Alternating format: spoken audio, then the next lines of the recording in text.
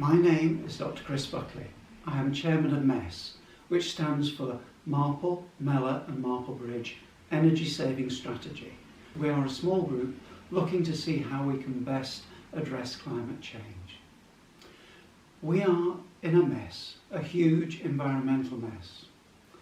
And we, the population of the whole planet, need to acknowledge this scientific fact and start addressing this mess immediately. If we don't, we will suffer considerable, if not catastrophic problems.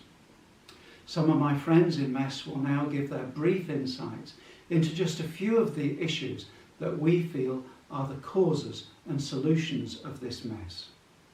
Thank you. My message to the Prime Minister and COP26 is this. The charging infrastructure for electric cars needs sorting out, especially for people who have no off-street parking. Why doesn't the government fund a 7 kilowatt curbside charging point to go outside every home that needs one, and that they require the local authority to supply one when one is asked for?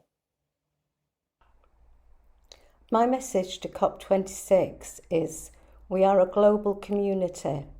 We need to pledge more money to developing countries and to take urgent action against the injustice of climate change. What I would like to see from the delegates today is a commitment to plant more trees and stop the deforestation of the Brazilian rainforests.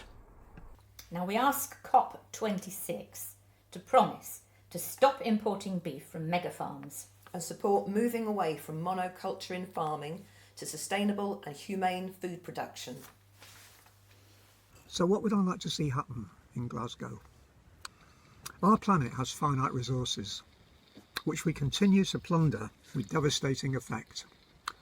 But we're wedded to a global economic system which requires perpetual growth. So surely it must be time to slam the brake on this crazy economic model and recognise the insanity of our consumer addiction. In universities across the world, there are economics students and lecturers who are talking about new economic systems. Systems that can satisfy everyone's needs but not accommodate our greed. So why isn't this the hot topic of conversation ahead of Glasgow? Many people are joining groups like this that we belong to and trying to help, but we can't do it on our own. It needs the power of governments, all governments really, around the world.